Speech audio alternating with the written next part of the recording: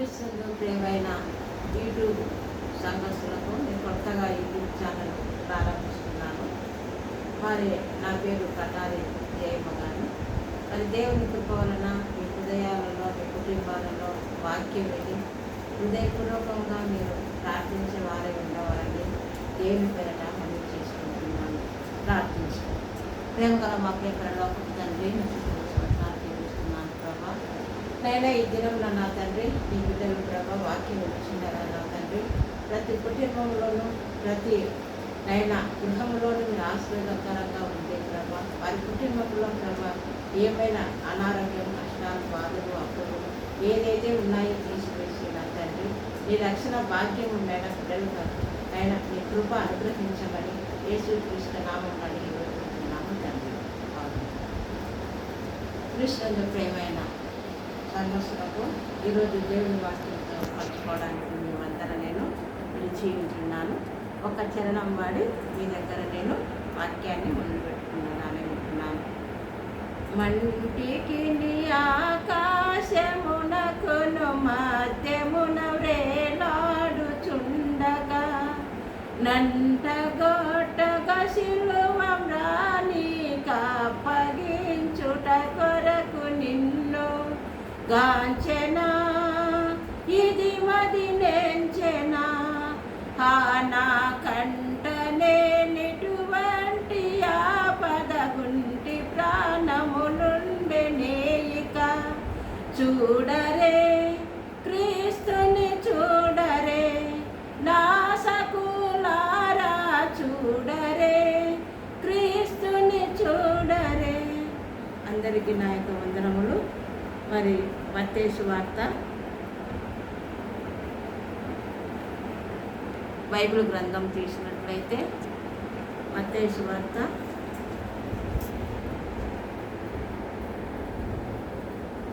1వ అధ్యాయంలో మనం మాట్లాడిన మాటలు జాగ్రత్త.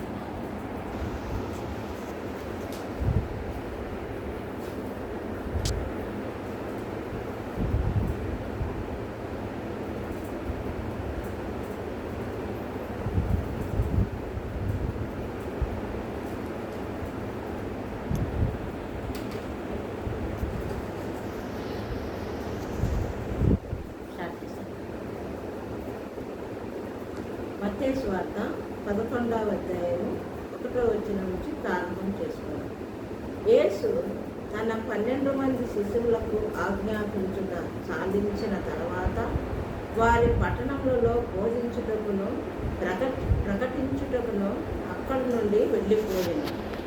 క్రీస్తు చేయుచున్న కార్యములను గురించి యోహాను చెరసాలలో వెళ్ళి రాబోవు వాడవు నీవేనా, మేము మరి ఒకరికొరకు కనిపెట్టవలనని అని ఆయనను అడుగుటకు తన శిశువులను పంపెను. యేసు వారిని చూచి మీరు వెళ్ళి విన్నవాటిని కన్నవాటిని యెహోవాకు తెలుపును. గుడ్డివారు చూపు పొందుతున్నారు, కుంటివారు నడుచుచున్నారు, కుష్ఠరోగులు శుద్ధులవుతున్నారు, చెవిటివారు విడుచున్నారు, చనిపోయిన వారు లేపబడుచున్నారు, వీళ్ళకు సువార్త ప్రకటించుచున్నాయి. మరి దేవుడి వాక్యం గురించి కొన్ని విషయాల మీద నేను పంచుకుంటున్నాను. మరి మీరు అందరూ ఆత్మీయంగా దేవుడి యందు భయభక్తులు కలిగి ఈ యొక్క వాక్యాన్ని మీరు విని అంశము భయపడకూడదు. మరి మనం ఎందులోనో భయపడుతుంటున్నాం. మన కుటుంబంలో భయం కలుగుతుంది, మన ఆలోచనలో భయం కలుగుతుంది, మనం ఎలా బ్రతకాలో అని కూడా భయం కలుగుతుంది. కానీ యేసు ప్రభు మనకు ఒక ధైర్యాన్ని ఇచ్చి ఉన్నాడు. భయపడకూడదు అని ధైర్యాన్ని మనకు ఇచ్చి ఉన్నాడు. కాబట్టి యేసు ప్రభు 12 మంది శిశువులను ఆయన వెంట నడిచి ఉన్నారు.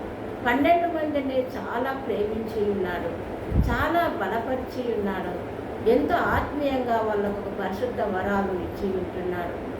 అంత మంచి విలువైన వారికి స్వస్థతలు, పరిశుద్ధాత్మ శక్తిని, గుడ్డివారిని లేపబడుట, చనిపోయిన వారు బ్రతుకుట, కుంటివారు నడుచుకునుట, దయ్యాలు వెళ్ళగొనుట, అన్ని ఆశ్చర్య కార్యాలు ఆ 12 మందికి అప్పజెప్పి ఉన్నాడు యేసు ప్రభు. మరి అలాంటప్పుడు ఒక ఆయన యూదా ఇస్కరేతు అనే ఒక ఆయన ఉండేవాడు. యూదా ఇస్కరేతు దేశం నుండి ఆ యొక్క యూదా వచ్చి ఉన్నాడు. ఎంతో ఆత్మీయ గలవాడు, దేవుని యందు శ్రద్ధ కలిగిన వాడు, భయభక్తులు కలిగిన వాడు, దేవునితో ఉన్నవాడై ఉన్నాడు. యూదా ఇస్కరియోతు కూడా అన్ని వరాలు, అన్ని స్వస్థతలు, అన్ని అనుకూల పరిశుద్ధాత్మ శక్తిని ఇచ్చి ఉన్నాడు. కానీ మరి ఒకటి ఆయన ఉద్దేశం ఏమిటో యూదా ఇస్కరియోతు ఉద్దేశం తెలుసుకోవడానికి యేసు ప్రభువు మరి ఆయన దగ్గర ఆయన ఆలోచనలు ఎరిగిన దేవుడు ఒక డబ్బుల సంచి ఇచ్చి ఉన్నాడు. ఆ డబ్బు సంచి ఇస్తానే ఆయనకు చాలా ఒక అహంభావం వచ్చింది. పదవులు ఇచ్చి ఉన్నాడు, అన్నిటికన్నా పెద్ద పదవి నాకు ఇచ్చి ఉన్నాడని చాలా ఒక పెద్ద మంచి నేను ధనవంతుణ్ణి అయిపోయినాను అనే ఉద్దేశము యూదా ఇస్కరియోతుకు కలిగి ఉన్నది. చాలా పైకి మంచివాడుగా ఉంటున్నాడు, మంచిగా మాట్లాడుతున్నాడు, మంచిగా పలకరిస్తున్నాడు, యేసయ్యతో నడుస్తున్నాడు, యేసయ్యకు ప్రార్థన చేస్తున్నాడు, అన్ని విషయాలు యేసయ్య దగ్గర ఉంటున్నాడు. కానీ ఒకరోజు చాలా ఆయనకు ఇంకా డబ్బు ఎలా సంపాదించాలనే దురుద్దేశము కలిగి ఉన్నది. కానీ యేసు ప్రభు కూడా ఆయనతో మాట్లాడుతున్నాడు. యూదా, నన్ను అప్పగించుతావు కదా అంటున్నాడు. నేనా ప్రభువా, నేను అప్పగించను నిన్ను. నా ప్రాణానికి నీ ప్రాణం పోతే నా ప్రాణం పోయినట్టే అని ఎన్నో ఆయన దగ్గర క్షమాపణ అడగకుండా ఒక భక్తితోనూ ఒక కుయుక్తితోనూ ఆయనతో మాట్లాడిన వారై ఉంటున్నారు. మనం కూడా దేవుని దగ్గరికి వచ్చి ఉన్నప్పుడు పశ్చాత్తాపము కలిగి ఉండాలి. రెండు హృదయాలు మనము ఉండి దేవుని దగ్గర జీవించలేము. రెండు మనస్వత్వాలు మనలో ఉండి నెరవేరవు. కాబట్టి దేవుని దగ్గర పశ్చాత్తాపం కలిగిన వారమై ఉండాలి. దేవుని దగ్గర చాలా మనము వినయముగా దేవుని దగ్గర మోకరించి కన్నీరు ప్రార్థన చేయవలనని దేవుడు మనతో మాట్లాడుతున్నాడు. యూదా ఇస్కరియోతుతో మాట్లాడుతున్నాడు. యూదా ఇస్కరియోతు చాలా మారుతాడనే ఉద్దేశంతో కూడా ఆయన ప్రార్థన చేసి ఉన్నాడు. కానీ యూదా ఇస్కరియోతుకు దేవుని మాటలు రుచించలేకుండా పోయినాయి.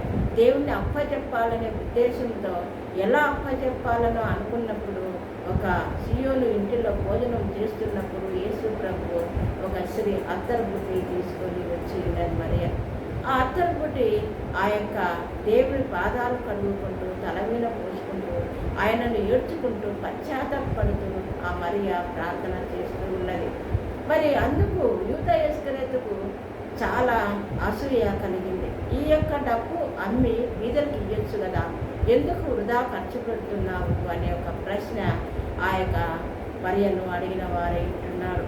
అందుకు యేసు ప్రభు, ప్రజలు నాతో ఎల్లప్పుడూ ఉన్నారు, నా యొక్క పునరుత్థానానికి గుర్తుగా అని చెప్పి ఉన్నాడు.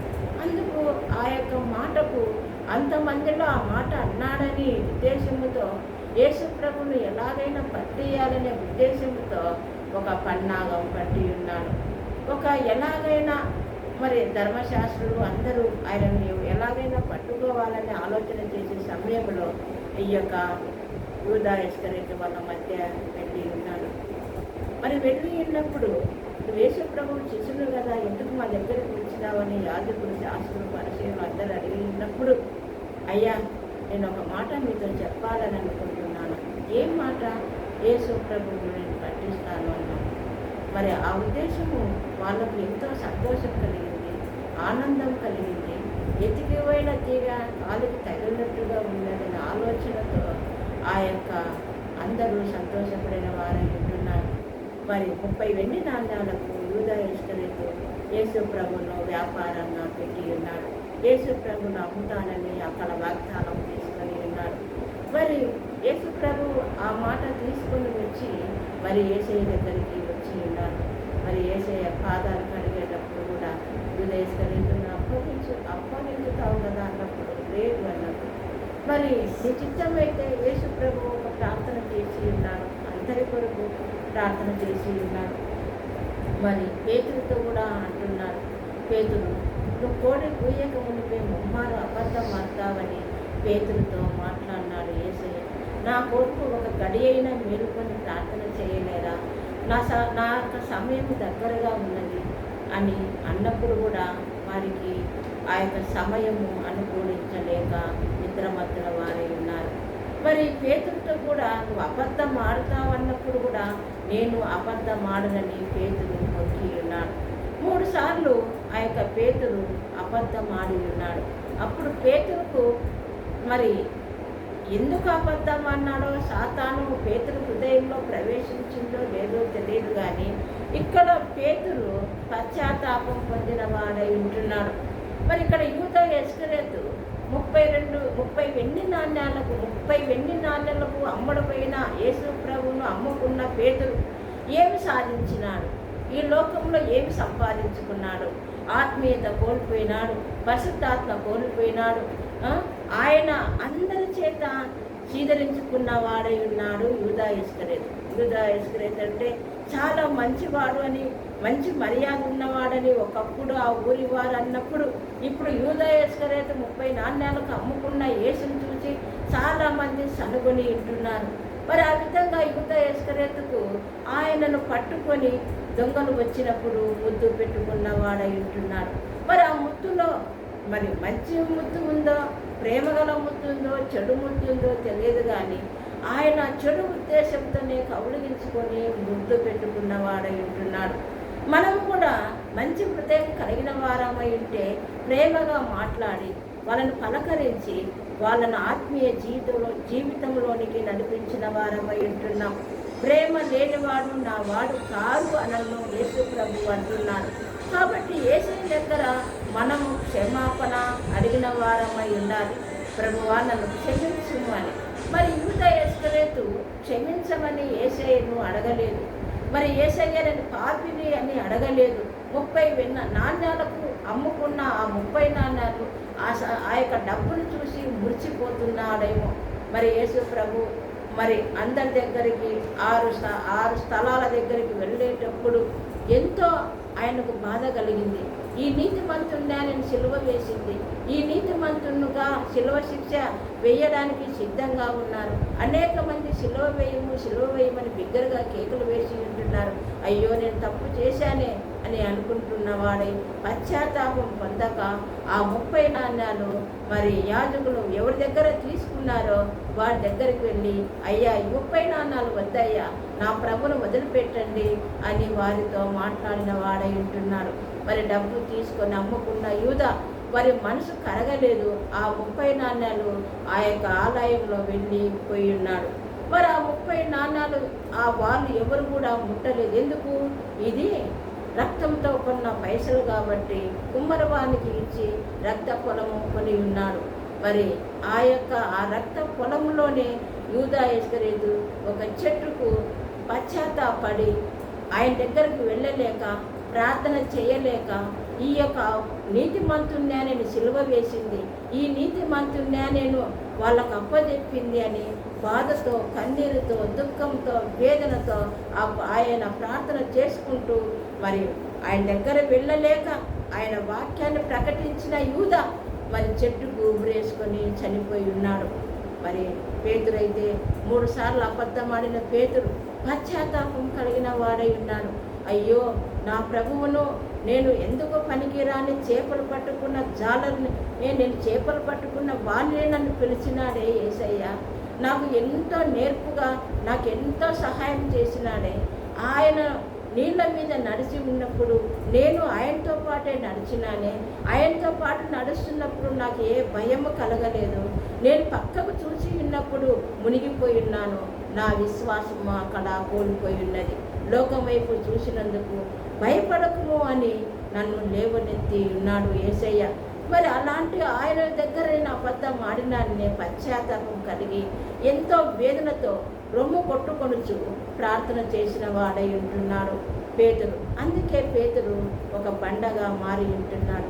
అనేక సంఘాలను కట్టి ఉన్నాడు. ఆత్మీయంగా ఆయన బిడ్డలకు సువార్త ప్రకటించి ధైర్యశాలిగా ముందుకు వచ్చి నిలబడి సువార్త ప్రకటించి ఉన్నాడు. 3,000 మందికి రక్షణ వచ్చి ఉన్నది. అగ్నితో అభిషేకించబడిన పేతురు ఈనాడు మన బైబిల్ గ్రంథంలో పేతురులాగా విశ్వాసం ఉండి ప్రార్థన చేయాలని దేవుడితో మనతో మాట్లాడుతున్నాడు. కాబట్టి పేతురులాగా ఉన్నామా? యూదా ఇస్కరియోతులాగా ఉన్నామా? ఒక్కసారి మనం ఆలోచించిన వారమై ఉంటున్నాం. కాబట్టి ఈ దినము ఏం జరుగుతుందో తెలియదు, కానీ మనము దేవుని వాక్యాన్ని సిద్ధపాటు చేసుకొని ఉండిన వారమై ఉండాలి. దేవునితో మాట్లాడిన వారమై ఉండాలి. దేవునితో సంబంధం కలిగిన వారమై ఉండాలి. అందుకే ప్రభువు మన పాపముల కొరకు మన దోషముల కొరకు ఆయన శిక్ష అనుభవించిన వాడై ఉంటున్నాడు. మన చేతులు చేసిన పాపానికి ఆయన చేతుల్లో చీలలు కొట్టించుకున్నాడు. కాబట్టి మనకు పరిశుద్ధ స్థలం ఏర్పాటు చేయడానికి ఆయన ఎన్ని బాధలు పడి ఉన్నాడో ఒక్కసారి మనం ఆలోచించిన వారమై ఉండాలి. మన తండ్రి మనం బాగుండాలనే మన తల్లిదండ్రులు ఈ లోకంలో సంపాదించి పెట్టిన వాడై ఉన్నారు. కానీ ప్రభువు మన కొరకు ఆయన పరలోక రాజ్యాన్ని సంపాదించడానికి శిల్వం రాను ఎక్కి ఉన్నాడు. మన పాపములు క్షమించబడతాయంటే ఎలా క్షమించబడతాయి? మారు మనసు పొందాలి, రక్షణ పొందాలి. విశ్వాసమే కాదు, అవిశ్వాసంతో ఉండి ప్రభుని అడిగితే ఏది మనకు నెరవేరదు.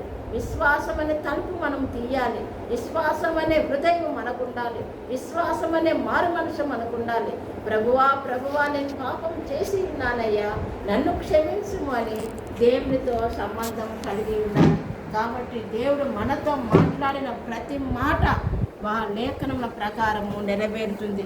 కాబట్టి దేవుడు మనతో హెచ్చరిక చేస్తున్నాడు. నేను ఉన్నవాడనై అనువాడనై ఉన్నానంటున్నాడు. కాబట్టి ఆయన మనతో ఉన్నాడు, అనుదినము మనతో ఉంటున్నాడు, మనలో జీవిస్తున్నాడు. మన కొరకు ఆయన రక్తము చిందించి ఉన్నాడు.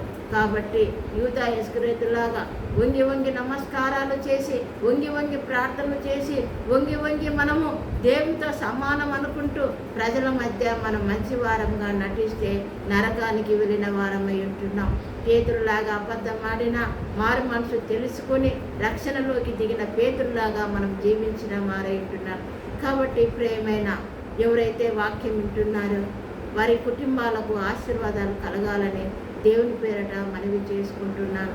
కాబట్టి యేసు ప్రభు దగ్గర మనము విశ్వాసం అనే తలుపు తెరుచుకొని ఆయనతో మన పాపాలు ఒప్పుకొని దేవుని దగ్గర పశ్చాత్తాపం కలిగి ప్రార్థించిన వారమై ఉంటున్నాము. మన దగ్గరికి పరిశుద్ధాత్మ శక్తి మన దగ్గర ఉంటుందని దేవునితో వారై ఉంటున్నాం. కాబట్టి విశ్వాసం కలిగి నిరీక్షణ కలిగి అవిశ్వాసంతో కూడకుండా విశ్వాసం కలిగి దేవుని వైపు ముందడుగు వేయాలని మనము దేవుని వాక్యం తెలుసుకున్న వారమై ఉండాలని దేవుడు మనకి హెచ్చరిక చేస్తున్నాడు. కాబట్టి ఎందుకు పనికిరాని దుడుకు పేతురును వాడుకున్నట్టుగా నిన్ను వాడుకుంటున్నాడేమో. అయ్యో నా జీవితంలో కష్టాలు ఉన్నాయే, తొలగిపోవే, నేను ఎలా అని నువ్వు అనుకుంటున్నావేమో. నీ కష్టాలు తీరిపోతాయి. నువ్వు అప్పు ఉందని బాధపడుతున్నావేమో. కానీ ఒక యజమాని భార్యకు ఆయన చనిపోయినప్పుడు అప్పు నూనె అమ్ముకొని అప్పు తీర్చుకోమన్నాడు యేసయ్య. కాబట్టి ఒక వ్యాపార నిమిత్తంగా దేవుడు అప్పు తీర్చుకోమంటున్నాడు. కానీ విశ్వాసం కలిగి ప్రార్థన చేయాలి. విశ్వాసం అనే తలుపు తెచ్చుకోవాలి. విశ్వాసం అనే రక్షణ నీలో కలిగి ఉండాలి. కాబట్టి నా కూతురికి వివాహం కాలేదేమనుకుంటున్నారేమో. విశ్వాసం అనే తలుపు తెరిచి ప్రార్థన చేయి. వివాహం చేయడానికి ప్రభువు సిద్ధంగా ఉన్నాడు. మరి నీ యొక్క సమస్యలు అనారోగ్యంతో ఉంటున్నావేమో, మరి ఆ రక్తంతో నేను శుద్ధి చేయడానికి సిద్ధంగా ఉన్నాడు. కాబట్టి ప్రియమైన బిడ్డలారా, దేవుని దగ్గరికి రండి. విశ్వాసాన్ని కోల్పోకుండా విశ్వాసంతో ఉండి ప్రార్థన చేయండి. అవిశ్వాసంతో ఉండి మనం నరకానికి సిద్ధంగా ఉండకండి దేవుడి వాక్యం తెలియజేస్తుంది. కాబట్టి దేవుడు మనతో ఒక మాట మాట్లాడడానికి ఎన్ని తలుపులు తెరిచి ఉంటున్నారు. మనం దేవుని తలుపు, విశ్వాసమైన తలుపు తెలుసుకొని దేవుని దగ్గర మన పాపాలు ఒప్పుకొని దేవునికి పరిశుద్ధంగా ఉండిన వారమై ఉండాలని దేవుడి ఈ వాక్యం ద్వారా మీతో మాట్లాడుతున్నాడు. దేవుడి వాక్యాన్ని దీవించి ఆస్వాదించుకున్నాక ప్రార్థించుకున్నాం. ప్రేమగల మా ప్రేమలో తండ్రి, నీ బంగారు పాదాలకు స్తుతులు స్తోత్రాలు చెల్లిస్తున్నాను ప్రభా. మరి నిన్న నేను నిరంతరం ఒకే రీతిగా ఉన్నాను ప్రభా. మరి యూట్యూబ్ ఛానల్ చూస్తున్న ప్రతి ఒక్కరికినైనా ఆశీర్వాదాలు, ఆరోగ్యాలు, మరి కుటుంబ సమస్యలు తీసివేసి నీ దీవెనలు కుమ్మరించి పరిశుద్ధాత్మ శక్తిని ప్రతి బిడ్డకు దయచేయమని యేసు క్రీస్తు నామములు అడిగి వేడుకుంటున్నాము తండ్రి. ఆమేన్. మరి ఈ ఛానల్ చూస్తున్న వారు మీరు లైక్ చేయండి. మరి యొక్క ఏదైనా వాక్యంలో తప్పులు ఉంటే క్షమించండి, లైక్ చేయండి, సబ్స్క్రైబ్ చేయండి. దేవుడు మిమ్మల్ని దీవించి ఆశీర్వదించును గాక. ఆమేన్.